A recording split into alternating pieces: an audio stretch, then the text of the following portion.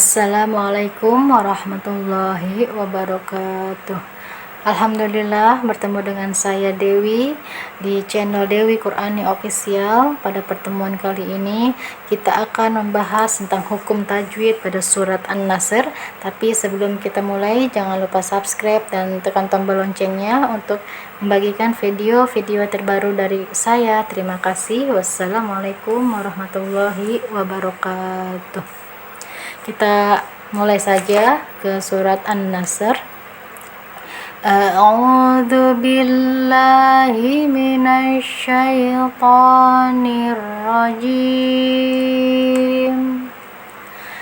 Bismillahirrahmanirrahim. Idza jaa nasrullahi wal fath. Pada ayat yang pertama di sini ada idza. Di sini ada hukum bacaan mad tabi'i. Kenapa? Ketika ada fathah bertemu dengan alif, panjangnya cukup 2 harokat saja. Dan hati-hati pengucapan pada huruf dzal ini. Huruf ini keluar dari ujung lidah kita, menempel atau mengenai ujung 2 gigi seri atas kita. Jadi kayak tergigit ya. Banyak yang keliru di pengucapan huruf dzal ini. Lanjut, kemudian di sini ada jaa. Di sini ada hukum bacaan mad wajib muttasil. Dia panjangnya 4 sampai 5 harokat. Nah, kenapa bisa mad wajib mutasil? Ketika ada mad tabi'i. Mad tabi'inya mana? Fathah bertemu dengan alif kan mad tabi'i, bertemu dengan hamzah. Nah, ini hamzahnya di satu kata atau satu kalimat. Dan untuk memudahkan, ciri dari mad wajib mutasil ini kebanyakan lebih sering hamzahnya dalam bentuk seperti ini ya. Ini namanya hamzah asli. Dia tidak menempel atau tidak menumpang pada alif seperti itu. Tapi tidak semuanya ya. Terkadang juga masih ada yang menempel pada wawu, tapi kebanyakan hamzahnya hamzah asli seperti ini, seperti itu. Dan hati-hati, selain mad wajib mutasil ada namanya hampir mirip mad jaiz munfasil. Nah, dia panjangnya sama juga 4 sampai 5 harokat, sama dengan mad wajib mutasil ini. Tapi apa sih perbedaannya? Nah, untuk mad wajib mutasil ini, ketika mad tabi'i bertemu dengan hamzah itu dalam satu kata atau satu kalimat. Sedangkan jika mad jaiz munfasil itu ketika mad tabi'i bertemu dengan hamzah. Nah, hamzahnya di lain kata atau lain kalimat. Seperti itu ya. Nah, panjangnya sama, dua-duanya sama, panjang 4 sampai 5 harokat, seperti itu. Kita lanjut ya. Jaa nafs. Nafs. Nah, di sini nafs dia punya sifat hamas. Jadi ada aliran udara atau nafas yang mengalir ya. Nafs. Nafs. Kemudian dia mempunyai sifat sofir juga, artinya tajam suaranya, yaitu seperti desisan ular. Nafs. Kemudian nafs ini dia punya sifat isti'la, artinya suaranya tinggi dan terangkat. Jadi suaranya terangkat ya. Nafs tebal dia. Nafs huruf isti'la itu sama dengan huruf-huruf tebal. Jadi nafs ini sodnya harus tebal. Nafs rullahi. Ru di sini punya hukum bacaan tafkhim. Kenapa? Ketika ro berharokat dhammah, dia harus tafkhim. Nah, cirinya sudah tafkhim, pangkal lidah kita sudah terangkat ya. Rullahi. Nah, ada hukum bacaan lam zalalah tafkhimat tabi'i. Lam zalalahnya mana? Nah, di sini lafaz Allah. Tafkhimnya mana? Nah, ada lafaz Allah sebelumnya huruf yang berharokat dhammah. Jadi tebal ya, tafkhim rullahi. Rullahi, mad tabi'nya mana? Nah, mad tabi'nya di sini. Ketika ada fathah berdiri, karena fathah berdiri itu sama dengan fathah bertemu dengan alif, panjangnya 2 harokat saja. Nasrullahi. Nah, hi-nya hak besar ya, hak yang keluar dari tenggorokan bagian bawah. Wal. Nah, di sini pengucapan waw, hati-hati ya. Huruf waw itu keluar dari 2 bibir, tapi sebelum mengucapkan huruf waw, mulut kita itu harus dimonyongkan terlebih dahulu atau dimajukan. Nah, jangan hanya datar wa wi wu wa wi wu. Nah, itu yang keliru ya, harusnya dimonyongkan dulu wa wi wu. Nah, seperti itu. Wal. Nah, di sini ada hukum bacaan idhar komari. Kenapa?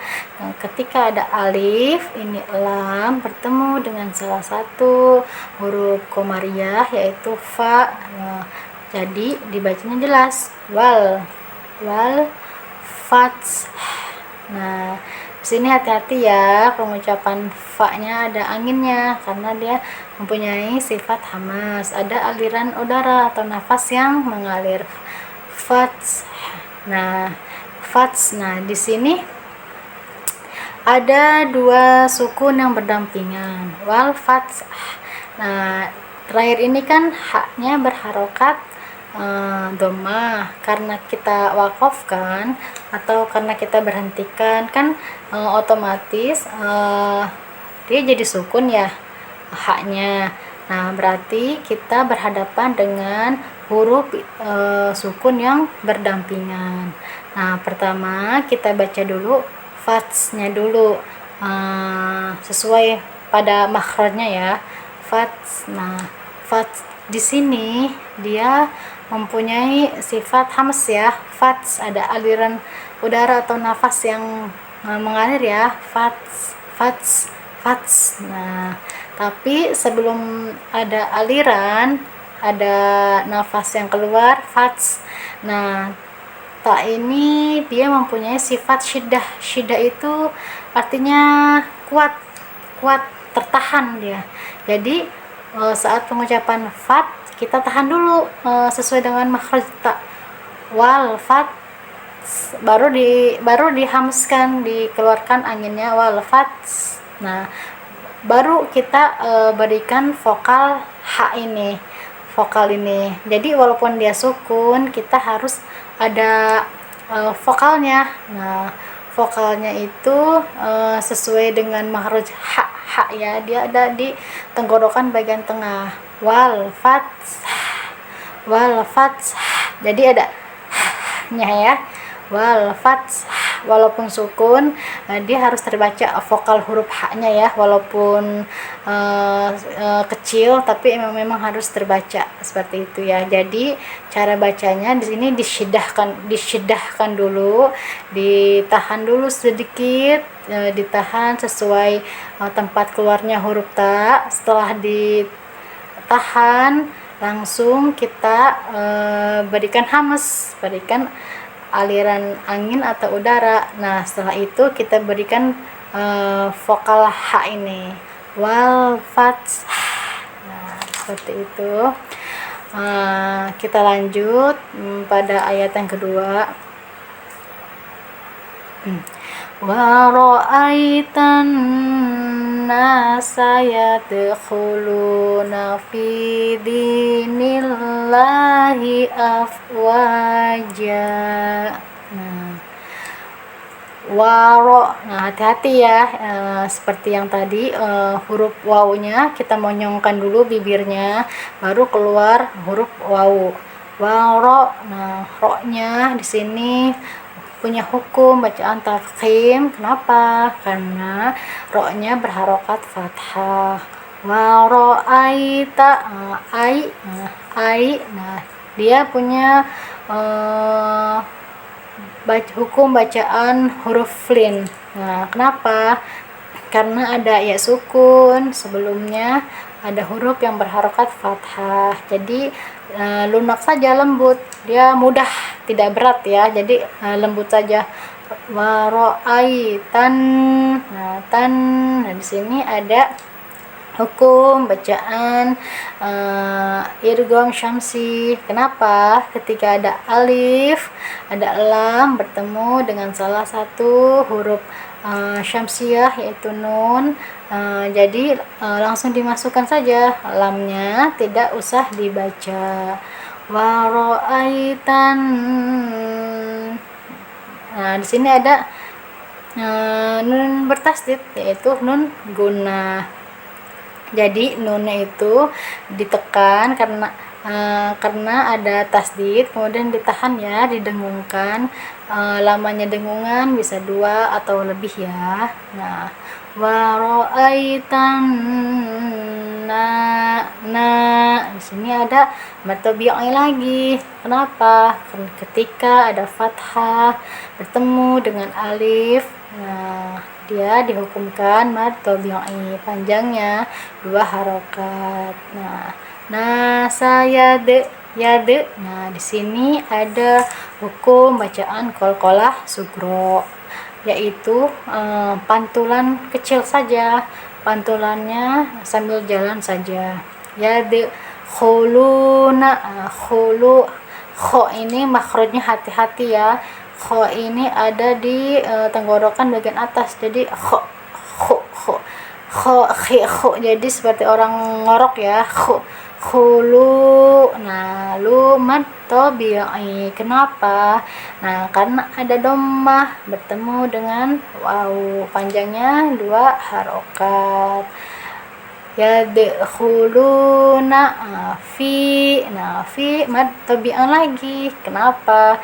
Pada kasroh, berpasangan atau bertemu dengan ya sukun. Nah, kalau ini mad tabi'inya karena dhammah bertemu dengan wawu pasangannya. Nah, ketika fi, nah dia kasroh, pasangannya dengan ya sukun, panjangnya 2 harokat juga.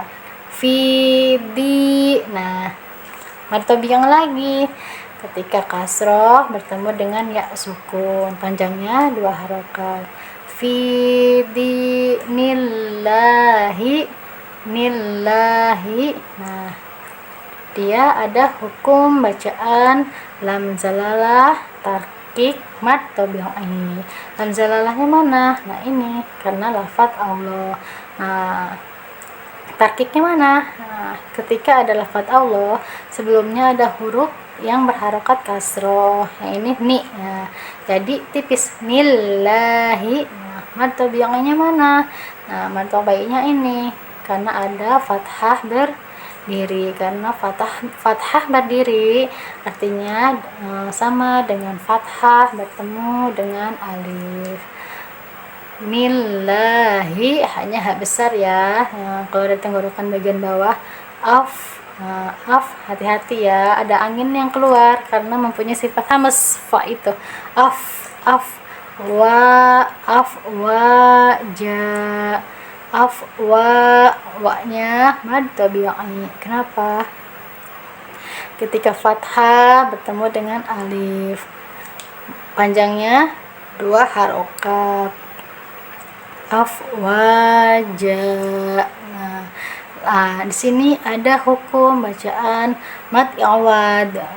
Kenapa? Nah, aslinya kan tulisannya afwajan. Nah, tetapi kita bacanya afwaja. Nah, kenapa?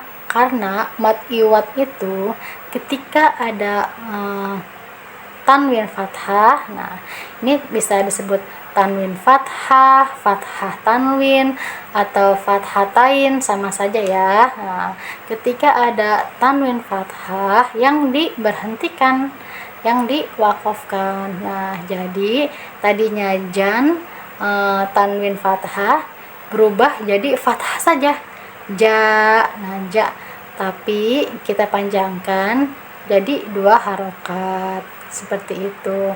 Dan iwat ini dia tidak berlaku ya kalau tidak diwakafkan, kalau tidak diberhentikan. Nah, jadi dia berlaku hanya jika ada tanwin fathah ini yang diberhentikan atau yang diwakafkan, seperti itu. Nah, lanjut. Fasabbih bihamdi rabbika wastaghfir. Nah, fa ada anginnya, fasabbih kita tekan karena ada tasdid, fasabbih bih bih. Ini ada sifat hamas, jadi dialirkan ya, fasabbih, jangan fasabbih. Nah, fasabbih ngalir saja, fasabbih bihamdi bihamdi. Nah, di sini ada hukum bacaan ijhar syafawi. Kenapa? Karena ada mim mati bertemu huruf selain mim dan ba, yaitu apa hurufnya? Hurufnya dal. Jadi jelas ya, ijhar itu kan jelas. Ijhar syafawi bihamdi rabbika. Rob, ro-nya punya hukum tafkhim karena ro berharokat fathah. Rabbika tekan ya karena ada tasdid baknya. Rabbika ada anginnya, rabbika. Was, nah was ini ada sifat hamas mengalir, was ada sifat sofir mendesis, tajam ya suaranya, was was. Nah, tau. Nah, hati-hati, tau. Jangan dipantul ya, jangan wastage. Nah, tapi dia harus ditahan ya, jangan dipantulkan. Fir. Nah, fir ini ada hukum bacaan tarkik dulu nih, tarkik. Nah, kenapa? Karena ada ro sukun. Nah, sebelumnya ada huruf yang berharokat kasroh, jadi tipis saja ya, fir. Nah, ketika kita wakaf ya, di sini ada tanda wakaf ya. Jadi ini wakafnya namanya wakaf qaf lam ya. Sama dengan al waqfu aula, artinya lebih baik berhenti. Nah, jadi nanti kita lebih baik berhenti saja di sini sesuai dengan kaidah wakaf qaf lamnya ini. Tapi kalau misalkan nafasnya panjang, kalau mau lanjut juga nggak apa-apa. Nah, gitu. Tapi saya menyarankan untuk kita mengikuti kaidah dari qaf lamnya itu. Qaf lamnya dia itu lebih baik berhenti. Jadi nanti kita berhenti di sini. Dan yang tadi pada saat kita berhenti nih, wastaghfir. Ini kan ha itu harokat awalnya kan dhammah. Nah, ketika kita ingin wakafkan, berarti kan otomatis dia haknya berharokat sukun. Nah, berarti kita bertemu dengan 2 huruf sukun ya, 2 huruf sukun. Jadi kita tetap baca ro sukun yang pertama dan kita tetap bunyikan vokal huruf h-nya ya. Kita ulang ya. Nah, fasabbih bihamdi rabbika wastaghfir. Jadi ada nya di terakhir, ada nya itu ya. Tetap ke mahroj ha besar ini yang ada di tenggorokan bawah ya. Nah, walaupun tidak keras tapi harus dibunyikan vokal huruf h-nya. Wastaghfir. Nah, innahu kana tawwaba. sini in. Nah, ada hukum nun gunah. Kenapa nun gunah? Karena nun bertasdid, jadi ditekan dulu karena tasdid dan didengungkan itu dengan cara ditahan. Lamanya ditahannya itu bisa 2 atau lebih ya, bisa 2 harokat atau lebih. Innahu, hu di sini ada hukum bacaan mad silah qasiroh. Kenapa? Nah, ketika ada hak domir, ini kan hak domir, huruf sebelum dan sesudahnya itu harus berharokat hidup. Nah, ini kan naknya berharokat hidup, kafnya berharokat hidup, dan huruf setelah hak domir ini harus selain hamzah. Nah, ini kan bukan hamzah ya, dia hurufnya huruf kaf. Nah, jadi dia dihukumkan sesuai dengan kaidah mad silah qasiroh, panjangnya 2 harokat saja. Dia sudah mempunyai ciri hak domir itu hak dengan harokatnya domah terbalik ya. Jadi yang domah terbalik kita baca, tinggal kita baca 2 harokat seperti itu. Innahu kana Nah, mad tabi'i. Kenapa huruf kaf ini mad tabi'i? Karena ada fathah bertemu dengan alif, panjangnya 2 harokat. Kana, tawaba. Nah, tawa. Nah, hati-hati ya di sini. Tawa. Nah, di sini kan ada wawu bertasdid, tapi dia cukup ditekan saja. Tawa. Nah, nggak usah ditahan lama-lama, tidak usah nah, kan tidak ada dengungan. Nah, sebab kenapa? Kita lihat sebelum huruf bau ini kan huruf ta ya. Nah, dia itu tanpa dengungan, dia langsung saja ditekan aja. Tawaba. Nah, kecuali kalau sebelumnya itu nun sukun atau tanwinnya mau tanwin fathah, tanwin kasroh, atau tanwin dhammah bertemu dengan wawu. Nah, itu baru kita kasih dengungan. Nah, karena ini bukan nun mati atau tanwin, nah, ini kan huruf ta nih, jadi tidak usah pakai dengungan, nggak usah ditahan ya, langsung saja ditekan saja sebentar. Tawa. Nah, tawa, wa-nya mad tabi'i karena ada fathah bertemu dengan alif, panjangnya 2 harokat saja. Tawaba. Nah, di sini ada hukum bacaan mad iwad lagi.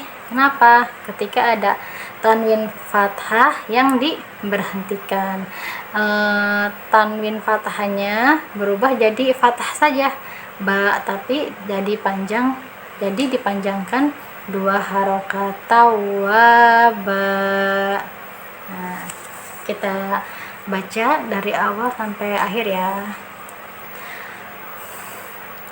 A'udzu billahi minasy syaithanir rajim. Bismillahirrahmanirrahim. Idza jaa nasrullahi wal fath wa ra'aitan nasa yadkhuluna fi dinillahi afwaja fasabbih bihamdi rabbika wastaghfirh innahu kana tawwaba. Shadaqallahul azim. Alhamdulillah, Cukup sekian pembahasan tajwid surat An-Nasr, kurang lebihnya mohon maaf. Semoga bermanfaat. Terima kasih. Wassalamualaikum warahmatullahi wabarakatuh.